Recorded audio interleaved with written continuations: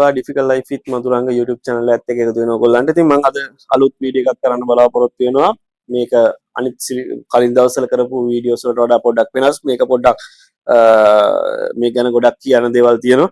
ඒක අනිත් සිලින්ඩර්ස් වලට වඩා සෑහෙන මේක වෙනස්කම් ගොඩක් කීපයක් තියෙනවා. ඒකින්ද මම එක එක කියන්න. ඉතින් මේකට කියන්නේ dissolved acetylene නැත්නම් DA කියලා කට්ටිය පාවිච්චි කරනවා. acetylene සිලින්ඩර් ගොඩක් පාවිච්චි කරන්නේ ඔක්සිජන් උත් එක්ක වෙඩින් වලදී දෙක කම්බයින් කරලා තමයි ඒ වැඩ කරන්නේ මේ ගරාජ් වලට ඊට පස්සේ කම්පැනිස් වලට මේක පාවිච්චි කරනවා.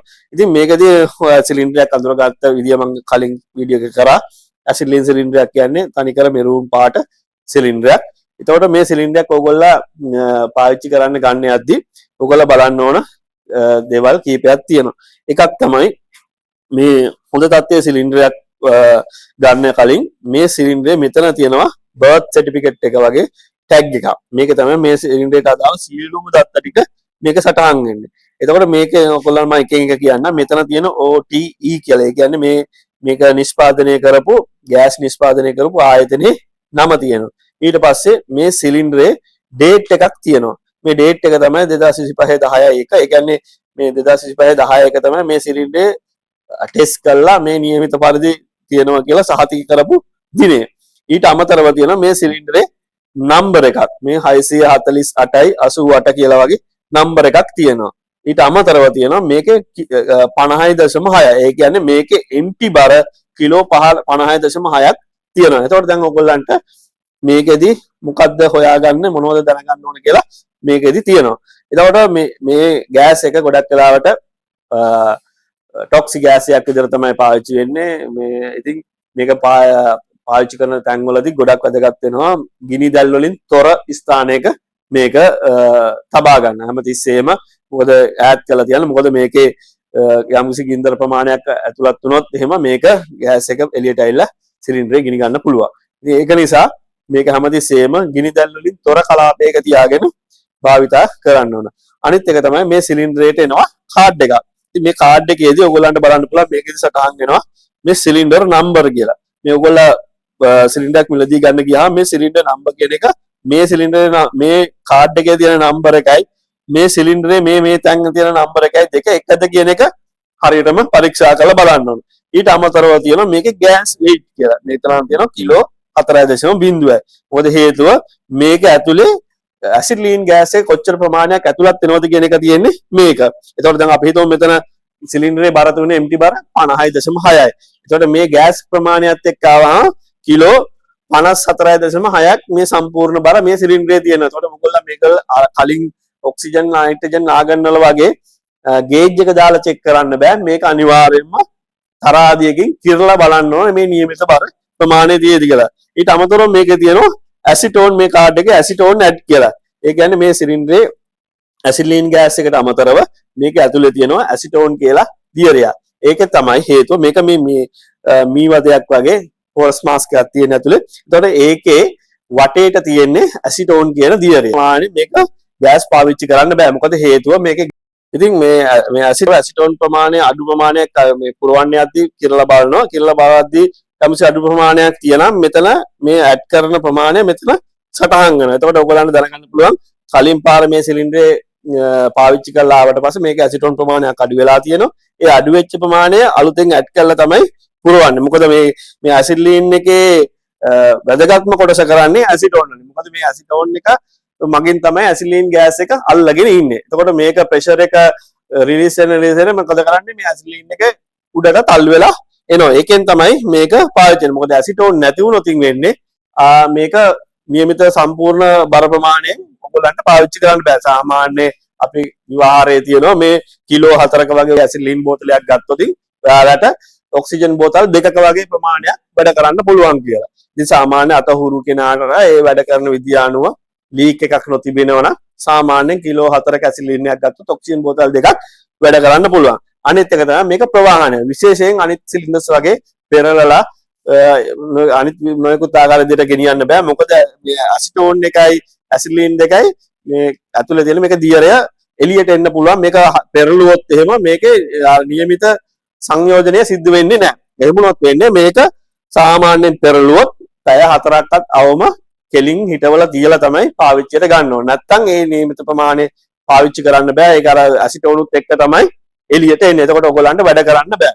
ඒ නිසා හැමතිස්සෙම මේ සිලින්ඩර් ප්‍රවාහනය කරනවා මම දැකලා තියෙනවා ත්‍රිවිල් වල බිම පෙරලලා ගෙනියන ලොරි වල බිම පෙරලලා ගෙනියන ඒක කරන්න එපා. ඒ පාර මොකද පුරෝපු ආයතනයට තමයි ඔයාලා දොස් කියන්නේ අපි මේක පාවිච්චි කරේ නැහැ පාවිච්චි කරන්න බෑ කියලා නොයෙකුත් ආකාරයේ කම්ප්ලේන්ට් එනවා. ඉතින් ඒක එන්න හේතුව තමයි මේක පෙරලලා ගෙනිහිල්ලා කියපු ගමන් මෙයාලා හදිසියට වැඩ කරන්න ගන්නවා. නමුත් මේක පෙරළුවොත් පැය 4ක ප්‍රමාණයක්වත් මේක කෙලින් හිටවලා තියලා ඊට පස්සේ තමයි පාවිච්චියට ගන්න ඕනේ. මොකද එතකොට ඇසිටෝන් එකයි ඇසිඩ්ලීන් එකයි ඒක පල්ලෙහාට බහැලා ඒක සෙටල් වුණාට පස්සේ තමයි මේක පාවිච්චි කරන්න ගන්න ඕනේ. ඉතින් මේක තමයි ගොඩක් වෙලාවට මේක තියෙන්නේ. ඉතින් හැමතිස්සෙම මේ කාඩ් එක හොයලා බලන්න. එයා ගන්න නියෝජිත ආයතන ගියාම මේ කාඩ් එක අරගෙන මේ කාඩ් එකේ තියෙන නම්බර එක සිලින්ඩර් නම්බර එක හරියට බලන්න. ඊට පස්සේ මේ තියෙන කිලෝ ගාන හරියට පරීක්ෂා කරලා බලන්න ඕන නම් තරාදියක් තියෙනම් ඒ තරාදියෙන් කියලා බලන්න පුළුවන්. එතකොට ඒ නිමිත බර තියෙනම් ඒ විදිහට ගන්න පුළුවන්. ඊට අමතරව මේකේ ලීක් එකක් තියෙනවද කියලා බලන්න. අර කලින් වීඩියෝ එකේදී මම පෙන්නුවා වගේ මෙතෙන්ට ගේජ් එක දාලා මේක අරලා මෙතනින් අර සබන් වතුර දාලා චෙක් කරලා බලන්න පුළුවන් මේක ලීක් කරනවද. ඒ වගේ මේක අනිත් සිලින්ඩර්ස් වලට වඩා මේ වෑල් එකේ පොඩි වෙනසක් තියෙනවා.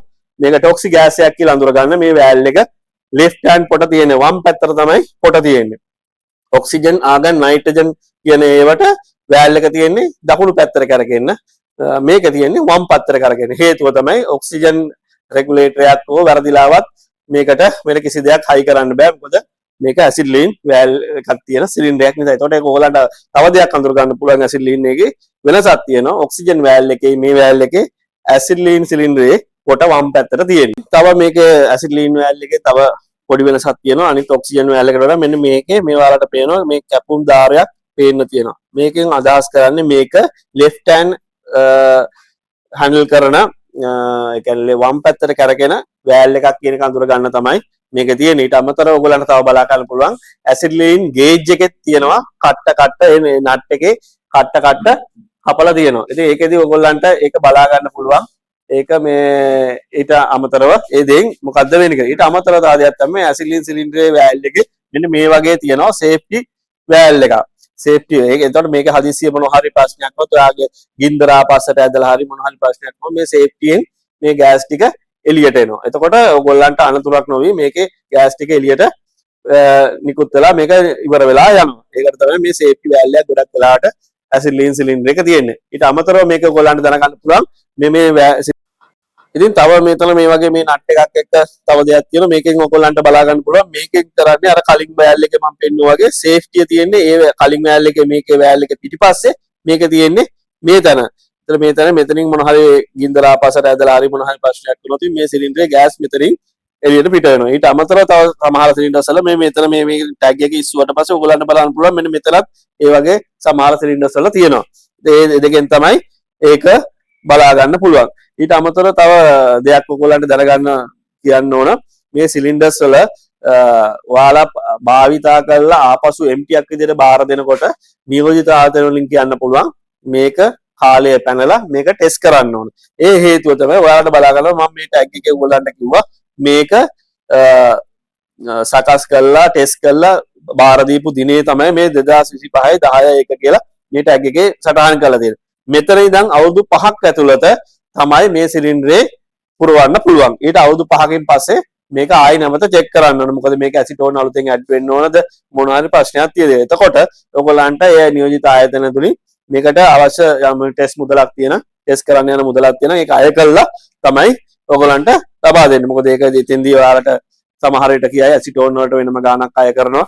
එක්ක නැත්නම් ටෙස්ට් ඉන් වලට මෙච්චර ගාණක් අය කරනවා කියලා.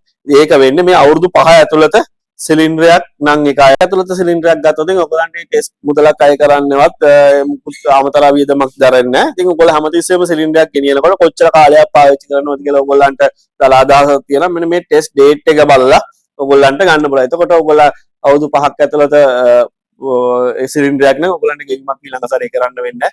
නමුත් මේක වුණොත් එහෙම ටෙස්ට් කරන්න සිද්ධ වෙනවා. නමුත් සමහර ආයතන වලින් ඒ වර්ෂය ඇතුළත ඒ ආයතන සිලින්ඩරයක් නම් ඒක නොමිලේ ටෙස්ට් කරලා දෙනවා.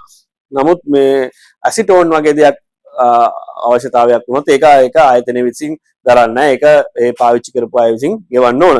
ඉතින් ඒක තමයි මේ ඇසිඩ්ලීන් ගැන ප්‍රධාන වශයෙන් කියන්න ඕන. ඉතින් අංක එක තමයි මේ සිලින්ඩර්ස් අනිත් සිලින්ඩර්ස් වලට වඩා හේතුව මේක කිරලා බැලලා තමයි කියන්න පුළුවන්. අනිත් සිලින්ඩර්ස් වල නම් මේකේ ටෙස්ට් ගේජ් එක දාලා ගෑස් තියද කියලා පුළුවන්. නමුත් මේක කිරලා බලලා තමයි මේකේ ගෑස් තියද නියමිත ප්‍රමාණයට කියලා බලන්න පුළුවන්. අනිත් එක තමයි මේක සාමාන්‍ය අනිත් ඒවාට වඩා ප්‍රෙෂර් එක අඩුයි. මේක සාමාන්‍ය බාර් 10 20ත් අතර ප්‍රෙෂර් එකක් තියනම් ඒක අනිවාර්යෙන් නියමිත බර ප්‍රමාණය තියෙනවා කියලා අපි උපකල්පනය කරනවා. ඉතින් ওই ටික තමයි මේ ඇසිලීන් ගැන විශේෂයෙන් කියන්න තියෙන්නේ. ඔයගොල්ලන්ට මොන හරි අලුතෙන් දැනගන්න දෙයක් තියෙනම් මේ මගේ කමෙන්ට්ස් වලින් යටින් සටහන් කරන්න.